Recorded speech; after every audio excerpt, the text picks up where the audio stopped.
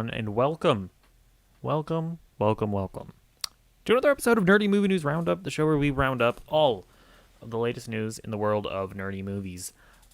We have not as many topics to talk about as last week, but a lot of really massive topics. So, yeah, I feel like we should just jump right into it. First up, let's talk about the trailers that came out this week. Really only one trailer.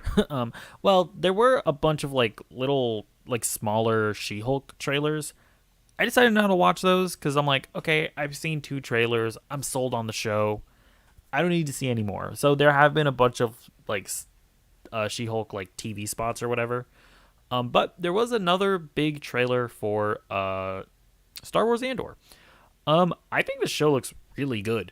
So I was kind of not as into it, or the idea of the show, because I didn't love Rogue One. I know it's kind of people that's like the Disney Star Wars movie that people really like.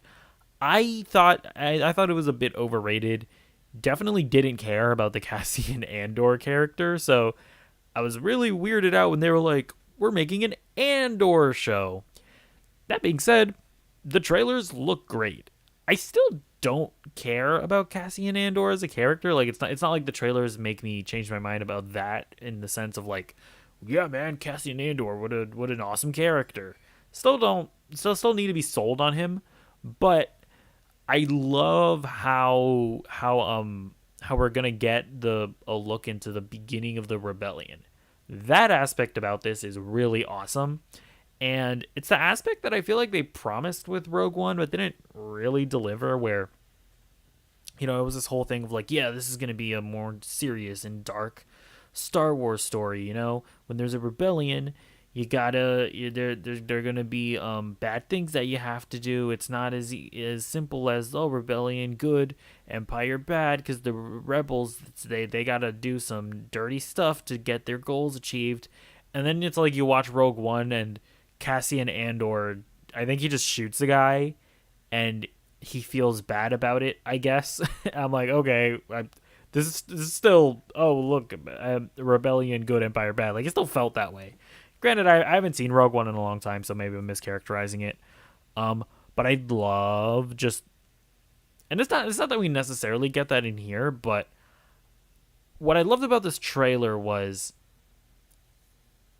the rebellions, or the rebels, they feel like they feel like real world rebels, or I don't know, like communists or something, because I love the dialogue of Cassian Andor, of how political it was, where he was like, I don't remember the exact thing, but he was like,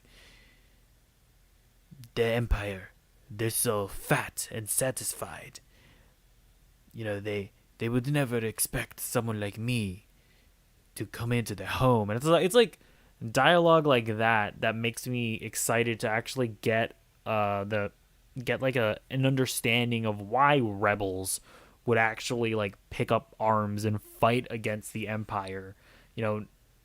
Because of how downtrodden they are and how wealthy the empire is, and it's just okay, that's a cool aspect about it. And to be fair, I haven't seen the original trilogy in 10 years probably, so maybe I'm just not remembering it all that well, but I don't think we really got that angle from the original trilogy. And this just looks, I don't know, this just looks intriguing. And it also just visually looks really good as well.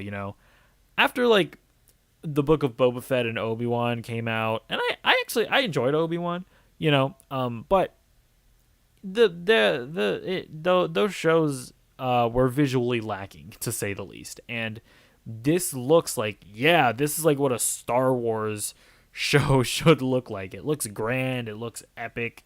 They're actually shooting on location. Apparently they're not using the volume at all, and it's when you see either real sets or CGI that actually looks pretty decent, it looks effective. Now I will say, the other thing to note about this is that the show has gotten delayed. It was supposed to come out on August 31st. It's now going to come out on September 21st.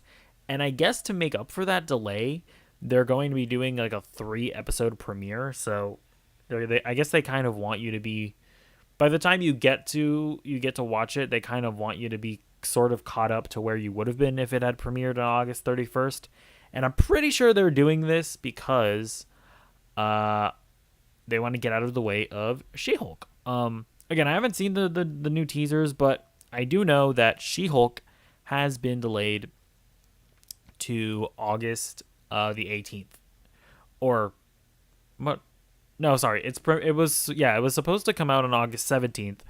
They've delayed it a day. And I think after what happened with Obi-Wan and Miss Marvel, where I think the shows kind of cannibalized each other, my guess is that they're going to want to let She-Hulk kind of run its course a bit. And then, have Andor, like, they're still going to coincide with one another. But I think they want to give She-Hulk a chance to, develop a fan base before, like, the big Star Wars show comes in and kind of overtakes, like, the less, like, not very well known Marvel character. But even with the corresponding, it's interesting to note that She-Hulk was delayed a day because it's supposed to come out on August 17th, but it's going to come out on August 18th. So what's cool about that is that She-Hulk is going to be airing on Thursdays. So we're going to get Andor on Wednesdays and She-Hulk on Thursdays. Why they didn't do that with Obi-Wan and Miss Marvel very much confuses me. Like, why wouldn't you want to stretch out your releases throughout the week? I don't really understand. Honestly, I would prefer it if, like, maybe Andor came out on Tuesdays and then She-Hulk came out on Thursdays, to have, like, even a day, like an entire day to, like, fully process one show. I think that would be cool. It would be cool for me as far as, being a YouTuber making content. So that's cool. But yeah. I'm glad they're at least separating them out as much as they are. All right. Now let's get into, like, our stories or whatever. First up, we got a release date for Joker Folie. I don't know how you pronounce it, but Joker 2 is coming out on October 24th, 2024. And they put out this, like, little graphic sort of teaser thing. And I think the only thing I really want to show from that is this pic of what apparently Harley Quinn is going to look like. And of course, Harley Quinn is going to be played by Lady Gaga. Interesting. So she's going to be wearing some kind of dress or something. Not really. That's not really something that Harley Quinn traditionally wears. So yeah, I don't really know what to expect from this movie. It's going to be a musical. But other than that, like, what direction are they going to go in? Like, how are they going to take that Harley and Joker sort of relationship and do something different with it? Because obviously Joker was so different from, like, your traditional Joker story. I'm not really sure, but I'm interested in it. I mean, I didn't really want a Joker sequel. I felt like that was a very good standalone movie, but I understand that when your movie makes $1 billion, it's like, what? I mean, you have to make a sequel, right? So I get it. I'm not mad about it, but yeah, I hope they do something interesting with it, and that I don't watch it. Like, I hope I watch it and go, oh yeah, this is the thing that should have been made. And I don't want to walk out and be like, oh, well, yeah, they made a movie because they had to. So yeah, we'll see where that goes. All right, let's get into a big one. The Batgirl movie has been canceled, and we're going to be doing a lot of reading. Let's come from the Hollywood Reporter. Batgirl was a casualty of new corporate strategy from Warner Brothers Discovery CEO David Zaslav, who opted to shelve the project in order to take a tax write-down on the $90 million film. Multiple sources tell the Hollywood Reporter. Okay. So, I guess we'll get that out of the way first.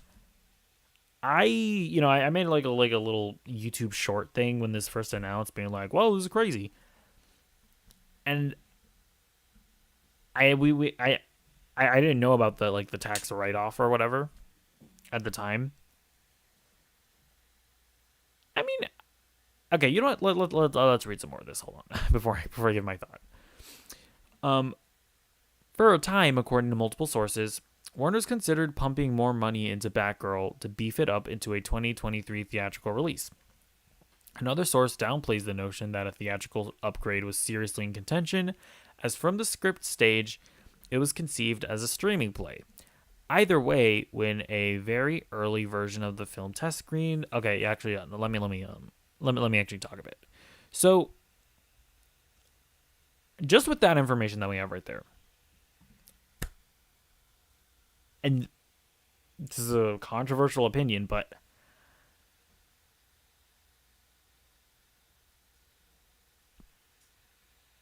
I don't know if I can be mad at this information. Okay, because here's the thing. I, you know what? Okay, you know what? I'm not gonna jump the gun. Let's keep going. Sorry. Um. Okay. For test. Okay, yeah. There's those early version of the film test screen with temporary VFX and score. It landed a score in the low 60s and is believed to have only tested once. Film producers and executives have long noted that test screenings are best used to determine whether audiences are engaged or disengaged during certain parts of the film, not as a final judgment call on a movie. So this is really good context. For example, horror films that end up doing well have been known to test in the 60s because, when you're making a horror movie, I mean it's all about specific moments and how those scares are going to hit you. Batgirl's test score, which was for a director's cut, is comparable to scores for the first It, which wound up grossing, a bunch of money, as well as an early score for the upcoming Shazam, Fury of the Gods. Both of those films tested in the 60s. Batgirl felt more modest than, say, The Batman, which had a production budget nearly $100 million more than Batgirl's, with Glasgow, Scotland filling in for Gotham. Warner's leadership under Zaslav, which is the new CEO of Warner Brothers Discovery, feared it would not deliver the spectacle DC audiences are accustomed to. Still, its smaller feel was baked into its DNA, as Batgirl was supposed to be the first in a number of smaller DC films. That strategy has been reversed. In May, Zaslav killed a DC Wonder Twins movie for HBO Max that was in pre-production, just weeks after Riverdale's KJ Apa and 1883's Isabel May had been cast in the lead roles. At a certain point, a source notes it doesn't make financial sense to spend $80 million or $90 million on a streaming movie, as it won't necessarily attract more subscribers than, say, a $40 million movie. In an earnings disclosure in April, HBO and its HBO Max streaming service counted 76.8 million subscribers. Going forward, a streaming film will be made for a more modest number, and if it's for theatrical, it better feel theatrical, notes a knowledgeable source. I apologize. There was a quote that I really should have included in this. Hang on. Okay, this is actually important information. Let me get to I'm sorry. Hold on. There's an important quote here. Okay, let me read this as well. This is from another story, so we'll get this to again later. Zaslav also defended the company's recent decision to kill the Batgirl movie starring Leslie Grace, saying, "We're not going to launch a movie until it's ready. We're not going to launch a movie to make a quarter, and we're not going to put out a movie unless we believe it."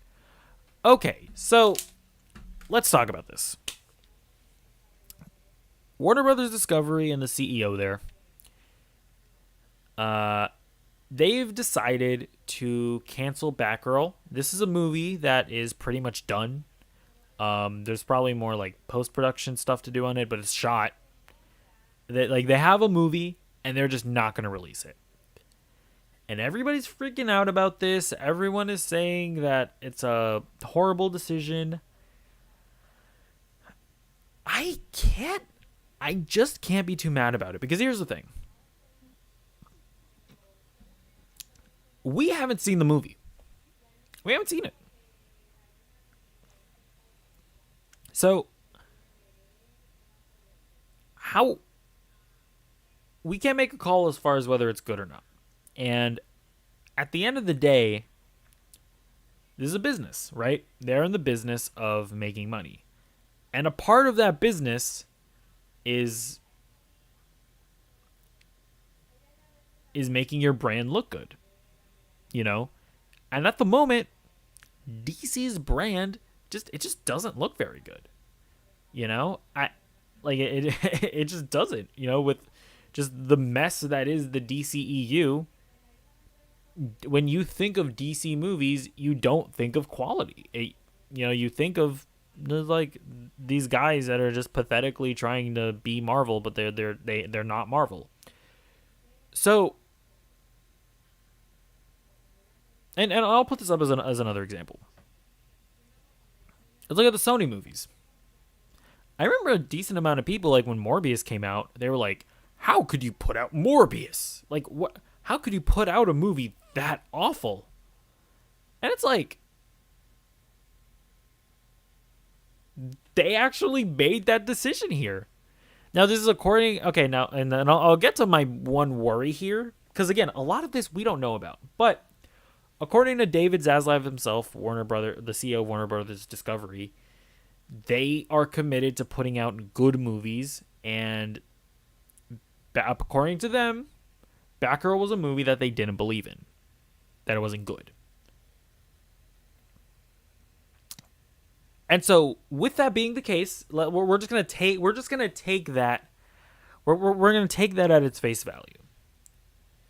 If what they did here was that they looked at Batgirl and they were just like, "This is awful. There's no amount of post-production that you can give it. Unless we went out and just reshot the movie, there's just nothing we can do here. Like, this is just an awful movie." If that's actually what they did, I would go, you know what? That's a ballsy move. And it kind of shows me that, hey, maybe these guys actually can, like, turn things around for DC. Maybe, like, because DC, they've been of the mind of, like, well, we have the movie, so we got to put it out. But if they actually went, you know what? Starting now, we're going to make the DC brand better. We're not putting out Batgirl. Like, it's just not good enough. I actually think that would be a pretty ballsy move. But here's the thing. We take what he said, but a lot of the reports have been saying that it's not so much that Batgirl was bad necessarily. It's that it wasn't large scale enough. Let me see if I can actually get some get into what the Hollywood Reporter claims. Yeah, so like here the Hollywood Reporter says, still, its smaller feel, speaking about Batgirl, was baked into its DNA, as Batgirl was supposed to be the first in a number of smaller DC films. And even when we look at what David Zaslav says, and like the last thing he says, and if it's for theatrical, it better feel theatrical. Oh no, sorry, wait, I'm sorry. Let me go. I need to get his quote from the other thing. What am I doing? Jeez Louise.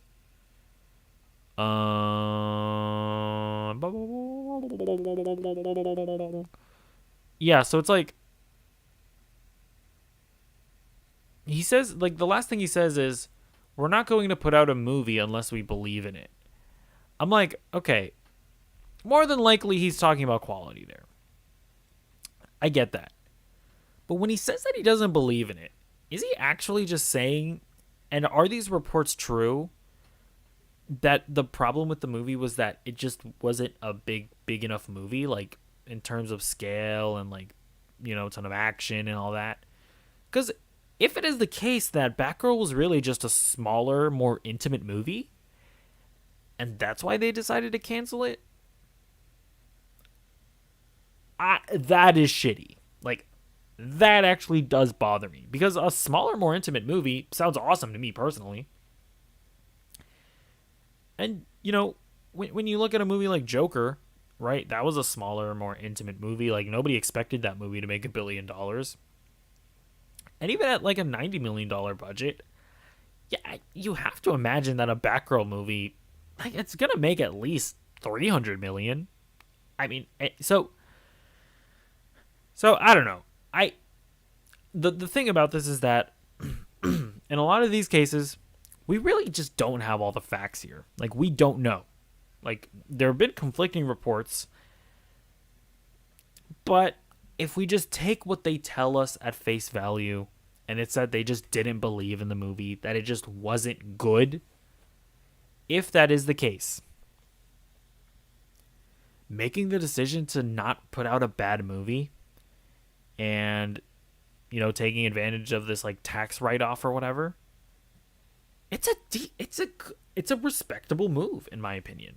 So there's that. Now let's move. So yeah, and by the way, I just want to say something real quick.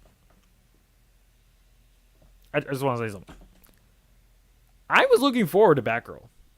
I think the directors, they directed Bad Boys for Life. I haven't watched that, but I love what they did on the Miss Marvel show. You know, I really like Leslie Grace. I think she would have been a good Batgirl. I even like the suit. I like the suit. People saying that it looks cheap. I'm like, yeah, it looks like Barbara Gordon just grabbed a leather jacket and leather pants with some boots, and she's running out to fight crime. Yeah, like that.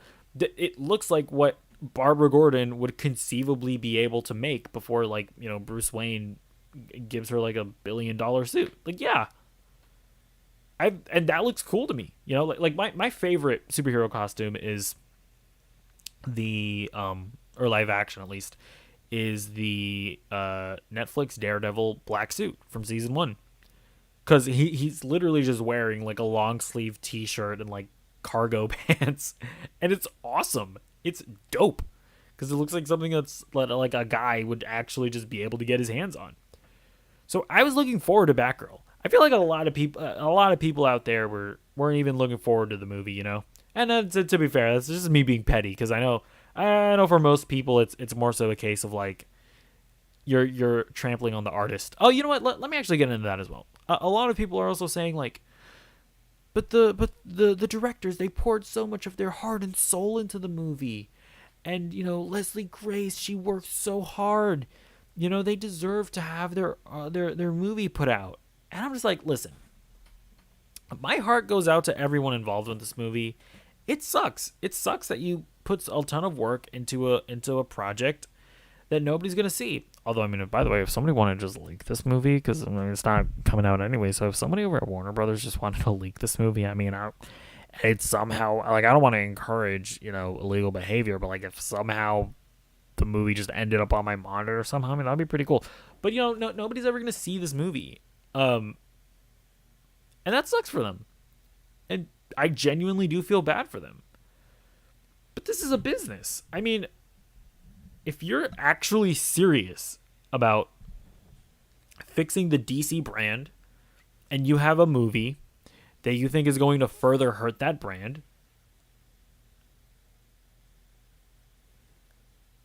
then not putting out that movie is a totally reasonable option. It's a perfectly reasonable choice to make. Because it's like look at TV. There are dozens of pilots that are made that just nobody ever sees. And, you know, the cast and the crew, they put just as much effort into those pilots. But the networks, they're only going to put something out that they think is going to be successful. And that's not a bad thing. Like, it's understandable. So, you know, yes, it's art, but it's also a business. And I can't be mad at it. I honestly can't. Unless this is really just a matter of like, because by the way, I do also just want to, because I'm when I say it's just a business can also coincide with like having artistic integrity. Like, if you want to better the DC brand, which is obviously going to fund your business, like those two things can coexist, you know. So I like, yeah, you should also be making good art, but I also understand that in order to make that good art, you have to have a good brand, and your movies have to make money. So, anyways, let me know what you think about this whole situation in the comments below. I think in general, people are just freaking out for no real reason about just everything going on with Warner Brothers Discovery. We're gonna get into more of it here, but let me know what you think about that in the comments down below. All right, so as a part of the investors meeting that they had, they came out and said that The Flash is not canceled. My camera just went out. Great.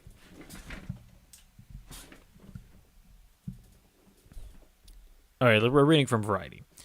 The Flash movie starring Ezra Miller is still a go. Despite the actor's numerous scandals this year, we have seen The Flash, Black Adam, and Shazam 2, said Warner Brothers Discovery CEO David Zaslav. Oh my gosh, I'm sorry, I'm dying. I'm sorry, I just had to I had a weird thing there. Okay, I'm sorry. I'm literally dying. This show is terrible. I don't even know why you're watching this. Said Warner Brothers Discovery CEO David Zaslav during the company's Q2 earnings call on Thursday. We are very excited about them. We've seen them. We think they are terrific, and we think we can make them even better. Zaslav, again, then we get into this other quote where Zaslav defends the cancellation of Batgirl. And so this is another thing, right?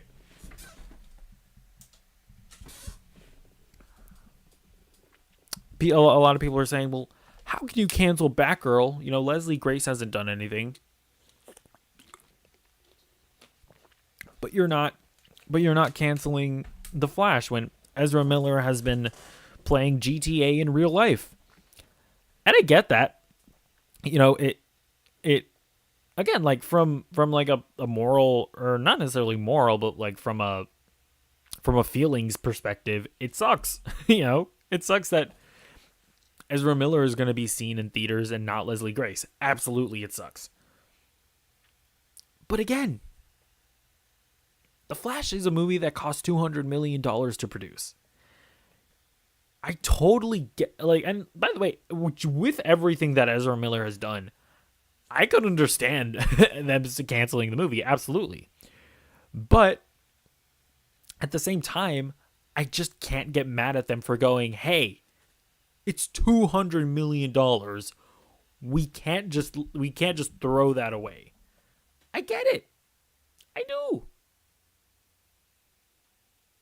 And when you look at the Batgirl cancellation, you know, I don't understand anything about taxes or tax write-offs or anything, but presumably it wasn't as big of a blow to them when they took advantage of it for Batgirl. So it's not really the same situation. It's like, I get it. They can't just throw away $200 million. I know we're thinking of it as like a giant corporation, but it's like, even if you're a giant corporation, you like $200 million is not just something that you can throw away. It's just not. By the way, if you care about artistic integrity, you know, there are a lot of people who worked on that movie as well that, yeah, Ezra Miller is the lead, but you would be throwing away other people's art as well. So I just want to throw that out there. But yeah, looks like The Flash is not canceled. All right, next up. As a part of that investor meeting, they revealed that DC now has an MCU-like plan. It's coming from Variety. During the presentation, Zaslav repeatedly pointed to the company's DC superhero properties, including Batman, Wonder Woman, and Superman, as central to the company's broader content strategy. To better marshal those priorities, Zaslav cited his previously reported goal of putting together a team with a 10-year plan focusing just on DC, similar to the approach Disney has taken with Marvel Studios, as run by Kevin Feige. But he did not announce who would be heading that team. So, here's the thing. We've heard this before. I mean, like, Warner Brothers executives, they've come out and they've been like, here's our roadmap of all the movies that we're going to do. And that just doesn't happen. because like one of them fails and there's like, oh no, cancel everything, or take movies and re-edit them, and because people didn't like the last one, so we have to change this new one that we're making. And then all of that concluded with Justice League, the theatrical version, just falling flat on its face and just stopping the DCEU dead in its tracks. So we've heard these claims before. And so when I look at, sort of the stuff that David Zaslav has been saying, I think it all sounds good, including this. I'm like, yeah, make a plan. It doesn't have to be a shared universe. I'm sure part of this is going to be a shared universe, but I'm sure part of this plan is probably going to be a shared universe, and then we're also going to get Matt Reeves' Batman movies, and then we're also going to get stuff like the Joker, which is all cool. But at the end of the day, just make a plan. Make a plan. And with the cancellation of Batgirl, at least, again, according to what their reasonings for it, it seems like they're focused on quality. And man, there was also another, I wish I had that. There was a quote from Zaslav as well. So yeah, this I didn't save the quote because I'm a moron, but he also mentioned that, like, he has a quote saying that we're not going to put out movies, before they're rushed, before they're finished. We're not going to put out movies to make like a quarter earnings whatever thing, which if you remember with Justice League, the reason why they put out Justice League in the state that they put it out in was because the CEO needed that movie to come out so that he could get his bonus. That's why they did that. That's why they put out Justice League in the state that they put it out in. And he kind of he made a dig at the old regime, being like, hey, we're not going to do that. So that's why I'm kind of the opinion of, like, everything that we're hearing from this new Warner Brothers Discovery regime is good. That being said, I still don't think we should be overly excited about it. Like, I'm not saying we should be jumping up and down with excitement, but I also don't think that we should be overly pessimistic either. Like, I think at this point, we just need to sit and wait.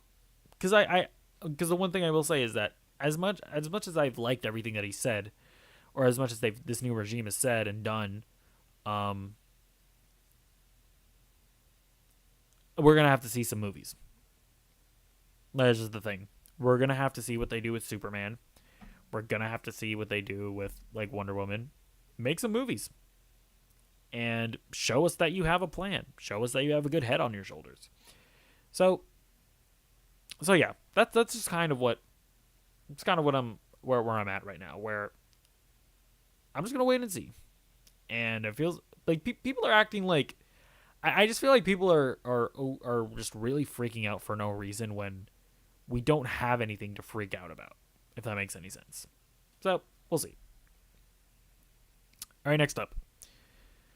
Another thing that was coming out that happened recently was that they announced that HBO Max and Warner Brothers and Discovery Plus are going to be, like, merging into one streaming service. And for some reason, and to be fair, there's been a lot of clickbaity headlines, people think that HBO Max is just, like, going to stop making original scripted content. I don't know why people think this. And I think the main reason people think this is because, like, there was like a clickbaity headline that said something about, like, like, staff being fired. But the reason why some people are being fired because of this merger that they're doing with HBO Max and Warner Brothers Discovery is because they're just turning it into one service. So yeah, unfortunately, again, much like with the Batgirl situation, my heart goes out to people losing their jobs. I hate to see that, but if it's not a necessary thing to do, I can't get mad at them for doing it. I'm sorry, but like if you have a bloated structure where you're running two services that you don't need to run, because the thing is that Warner Brothers or HBO Max and Discovery Plus have probably, my guess would be, like the most separate fan bases possible.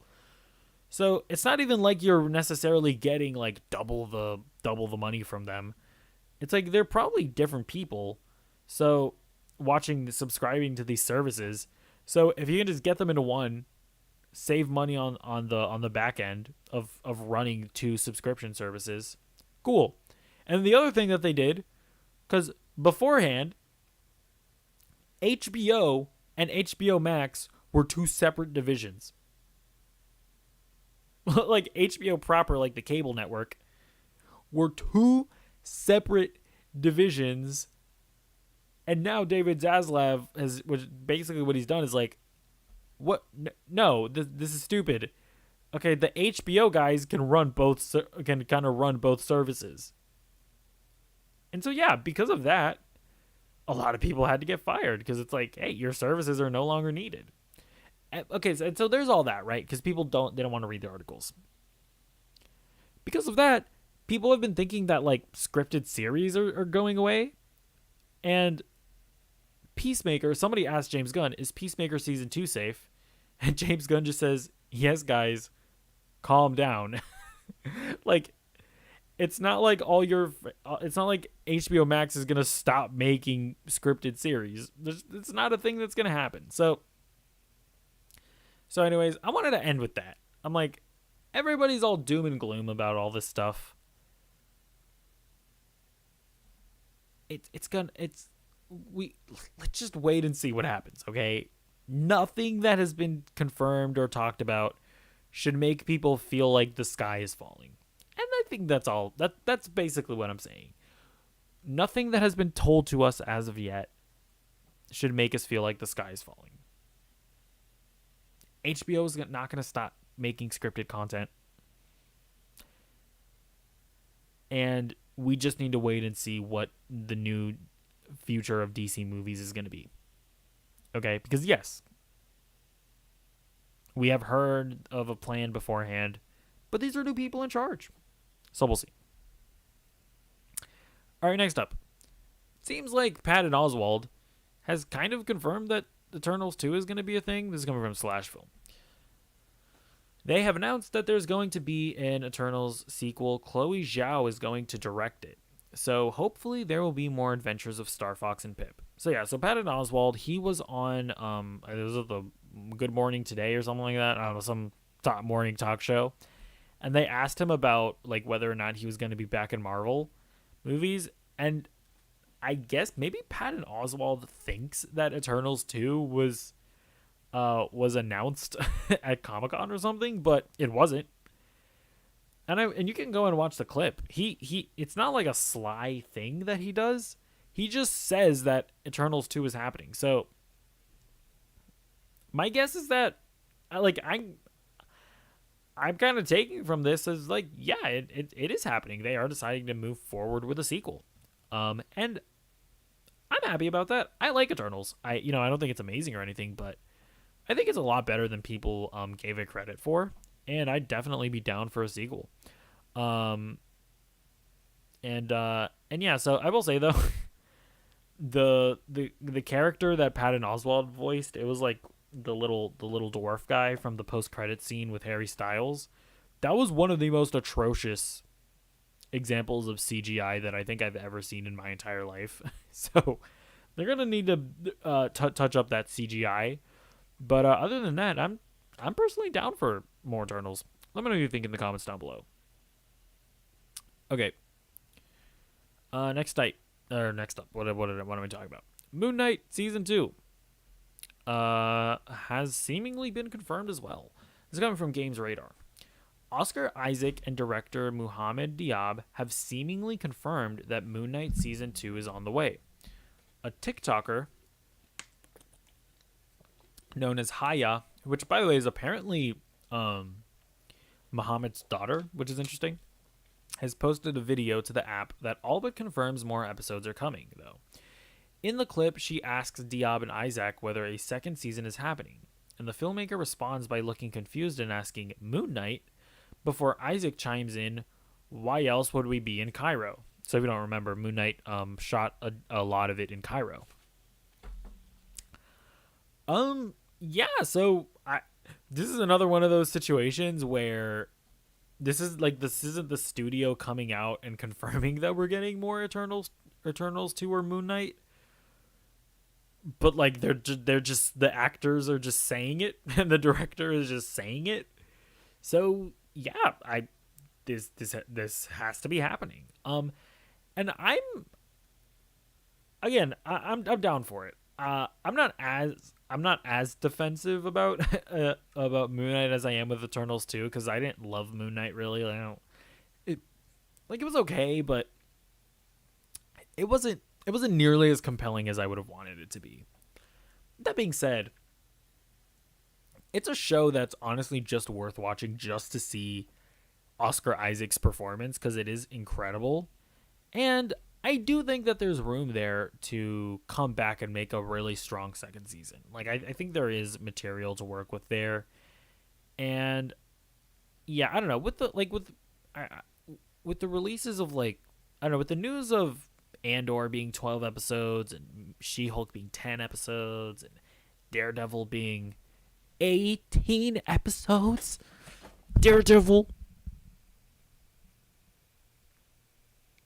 I don't know what I did in a past life to deserve this, but I must have been feeding homeless people or something every day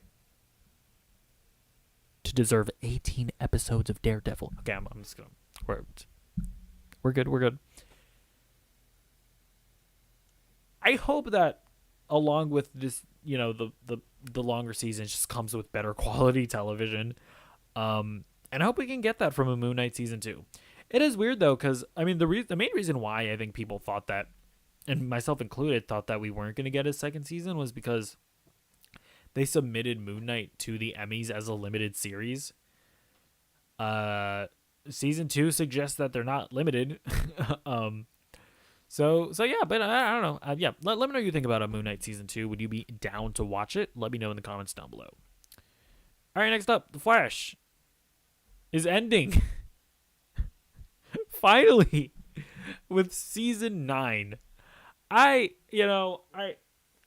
stopped watching The Flash after like season 4 or 5. I just couldn't do it. And they just kept on making the show. And it's one of those things where every time I saw a clip of the show from the new seasons, I was just like, man, they need to just put this show down. Like a horse, like a sick horse. It's finally coming to an end after season 9. I don't know. Maybe I'll just jump in on the last season, because why not? But I think the most wild thing about this show is that in the time, I think they announced the Flash movie starring Ezra Miller, I think a week after this show premiered. So in the time that it has taken them to make that and release that Ezra Miller Flash movie, it seems like they will have done a 9-season run of the TV show. That is mind-blowing. That is absurd. So I'll just leave you with that when it comes to this story. But I don't know. Let me know what you think about the Flash. Did you also stop watching it? Have you been keeping up with it? Let me know what your thoughts are on a potential satisfying season 9. I don't know. All right, so those are all the stories. And I've only watched one thing today, but I'll talk about it or this week. I watched Where the Crawdads Sing. I was going to watch the DC League of Super Pets. It was a thing that I was going to watch because it's a comic book thing and I kind of have to see it. But I did not want to watch it. I just, like, I really had to evaluate my life and the time I want to spend on things. And I was just like, I just don't want to watch 2 hours of The Rock half-assing a voice performance. It's just not something I want to watch. At least not in theaters. I will watch it because at the end of the year, I'm going to do my top whatever comic book movies of the year movies. And I'm going to watch it, but I'm not going to watch it in theaters, okay? I will watch it on HBO Max. I'm not going to spend money on it. Okay? And I'm paying for the subscription, but I'm not going to spend money on a movie ticket. So instead, I watched Where the Crawdads Sing. That's right. And it was pretty good. Is it amazing? Not really. It's if you haven't if you haven't heard about this movie, it's basically To Kill a Mockingbird, white woman hillbilly edition. Like, it's basically what it is. Like, there's this girl who's kind of just been living in the woods her entire life, and I mean, you know, they kind of get into why she's in that position, but then she gets accused of something, and it's kind of one of the it's like To Kill a Mockingbird, where it's like society is gonna judge this person on this thing, but the question needs to be raised: did she actually do it, right? And like, this says a lot about society. And that's what this movie is, and it's pretty good. I will say though, the lead actress, her name is Daisy Edgar something. What's her name? I don't remember. But you see the picture of her. I think it's Daisy Edgar Jones. She's incredible, and I've seen her in another. The only other thing I've seen her in was that movie Fresh with Sebastian Stan. That also wasn't an amazing movie, but she's really good. Like, she elevates mediocre products. It's because it's one of those things where it's like, yeah, this movie isn't great, but I was totally captivated by her performance the entire time. So I'm just gonna say, I'm saying this. I've seen her in 2 things.